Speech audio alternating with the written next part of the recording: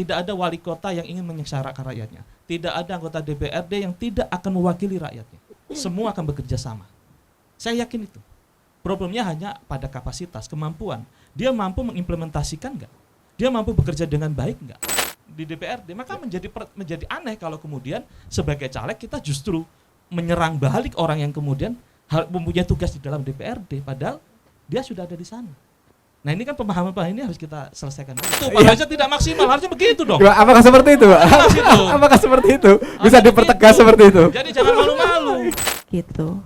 Saya agak batas sedikit ya. Ya. Karena dua anggota DPRD mantan anggota DPRD dari PKS itu nanti maju dari Gelora.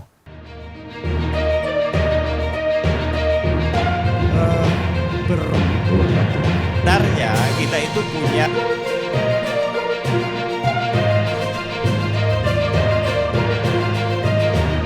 Tanggapan bisa KPU Kabupaten Kota. Kalau dia pakai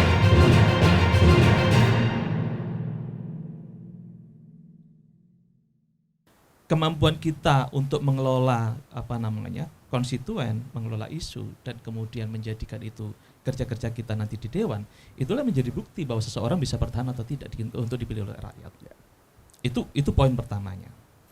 Yang kedua, yang harus disadari bahwa menjadi anggota dewan itu bukan menjadi eksekutif. Dia posisinya tadi seperti disampaikan oleh Bang Hendra juga. Kita ini anggota dewan, mitra bagi pemerintah, equal, sama gitu. Pemerintah yang bekerja, kita yang membuat legislasinya, kita membuat kebijakannya bersama dengan pemerintah, kita kemudian mengawasi pekerjaan mereka, kita menjadi penyambung lidah rakyat ketika kemudian mungkin suara itu harus masuk ke kita dulu. Itu yang harus dikejar, dan kerja seperti Bang Hendra Asma sudah benar. Seperti itu yang harus dilakukan oleh anggota dewan. Berjuang mati-matian untuk masyarakat. Udah firm itu, bagus gitu.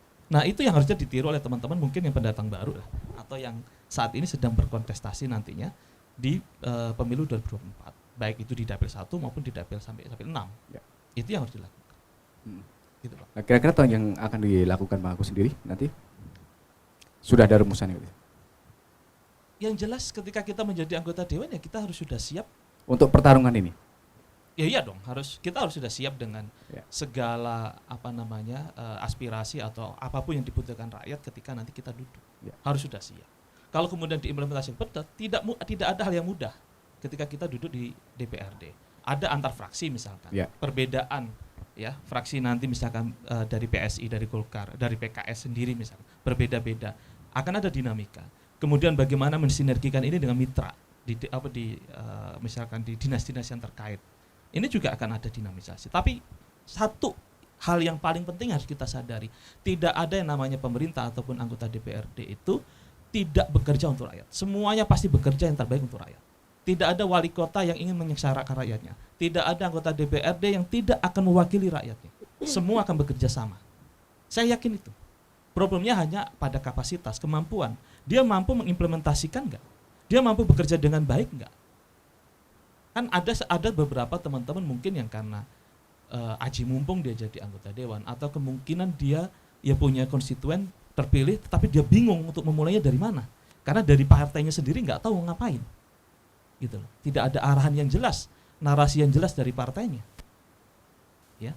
Kayak tadi misalkan Mbak siapa tadi yang dari PKS misalnya, pertanyaan-pertanyaan itu lebih cocoknya disampaikan kepada partainya.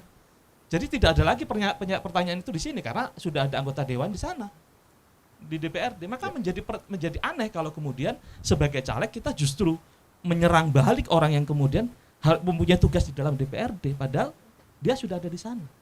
Nah ini kan pemahaman ini harus kita selesaikan dulu pada teman-teman. Ya tapi kan harus ada yang gantian. Silakan. Nah kalau gantian bahasanya harus bergantian. Saya akan menggantikan Pak Rohaizat, begitu. Pak Rohaizat tidak maksimal, harusnya begitu dong. Apakah seperti itu, Pak? Apakah seperti itu? Bisa dipertegas seperti itu? Jadi jangan malu-malu. Ya mungkin terima kasih Bang Hendra. Bang Agus ya. Bang Agus ya.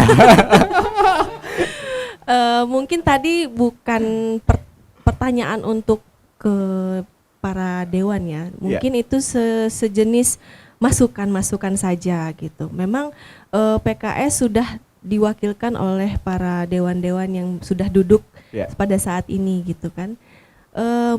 Untuk PKS ini kita melayani rakyat sesuai dengan moto kita. Seperti yang di jilbab saya ini tertulis, yaitu melayani rakyat, PKS melayani rakyat. Di mana memang kita berfokus pada masalah-masalah yang terjadi di rakyat itu sendiri, gitu. Saya agak batas sedikit ya. Ya. Karena 2 anggota DPRD dari mantan anggota DPRD dari PKS itu nanti maju dari Gelora.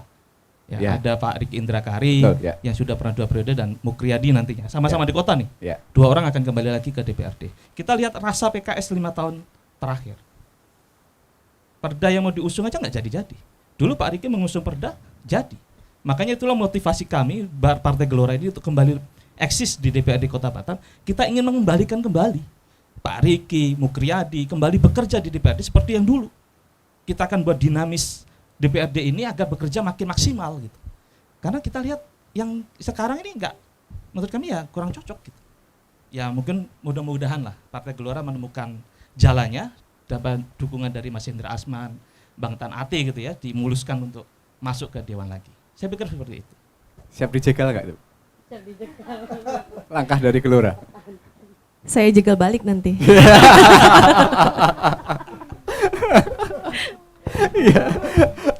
Nah, apa yang akan dilakukan untuk artinya menambah suara PKS di Dapil 1?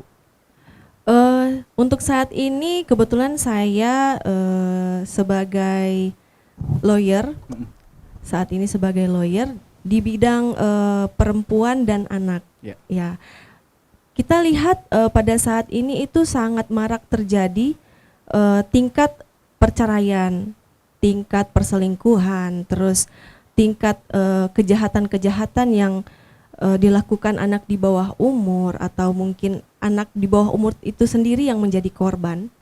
Maka itu yang menjadi concern saya untuk mewakilkan emak-emak, kebetulan saya seorang ibu juga, mewakilkan suara emak-emak, di mana emak-emak itu suaranya sangat minim sekali. Apalagi sekarang ini kita hanya diberikan 30% dari 100% itu sendiri untuk keterdudukan kita sendiri di DPR itu ya. Jadi saya mewakilkan emak-emak itu untuk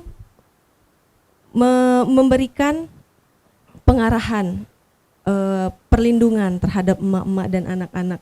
Karena saya lihat perlindungan terhadap perempuan, terhadap anak pada saat ini itu sangat minim sekali.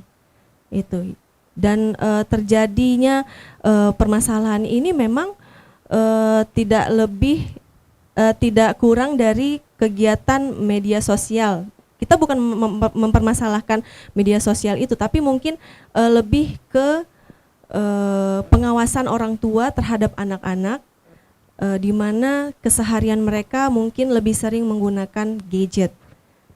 Maka hal itu harus dikurangi, dan mungkin saya juga akan membuka jika saya terpilih menjadi anggota DPR di Dapil 1 ini, saya akan membuka sebuah layanan khusus untuk ibu-ibu dan anak-anak, khususnya di bidang hukum, di mana mereka akan merasa terlindungi, merasa ada yang mengayomi kita gitu, ada loh yang mau mewakilkan suara-suara kami yang tersakiti gitu.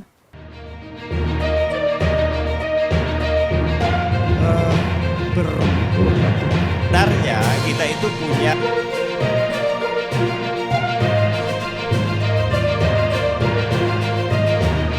Tanggapan bisa KPU Kabupaten Kota